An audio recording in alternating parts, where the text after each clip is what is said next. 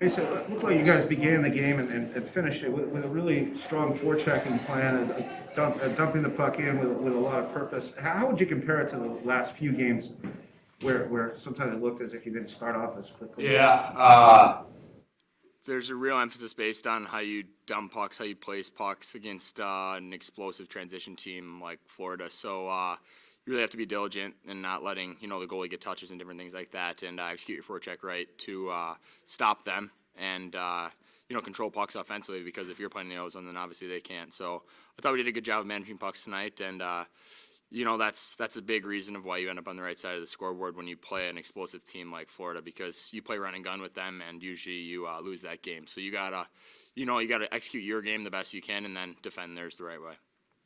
Takeaway, of course, with that against St. Louis, defensively, it's some of the most consistent play you've had all year. Like, what do you think it's been that's allowed you all to turn a corner and try to build from this? Yeah,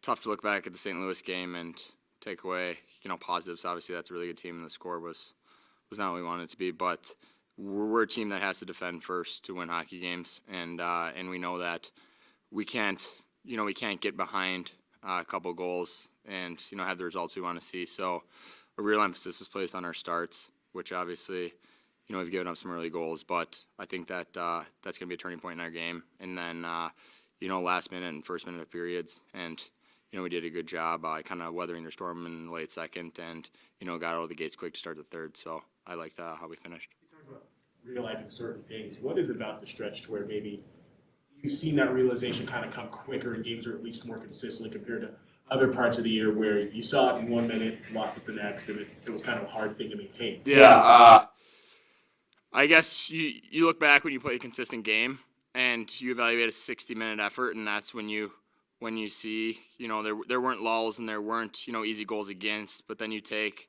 a game where we got beat bad on the scoreboard, and you see those 5-7 minute lulls where teams scored one or two quick. Take St. Louis, start of the third period, 2-rip game. You kind of think we're going to put the pedal to the floor and we're going to get in the ozone, make some stuff happen, and they popped some quick ones because we weren't ready for it. So it's just that mindset of playing 3 complete 20-minute periods. Obviously, it's tough to do because nobody can string together 69-minute efforts every single night. But it's a process, and we're trying to build on that.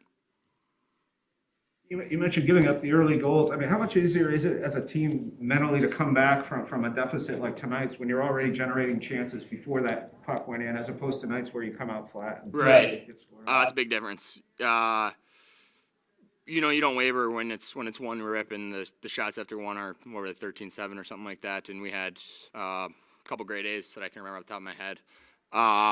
It's when you're down 1-2 rip and the great A's are 5-1 them after the first. That's when you think on it a little bit. But we liked how we played tonight for basically all 60 minutes. I thought it was a very complete effort, and we found a way to play complete games against Florida, and that's an accomplishment with the record they have.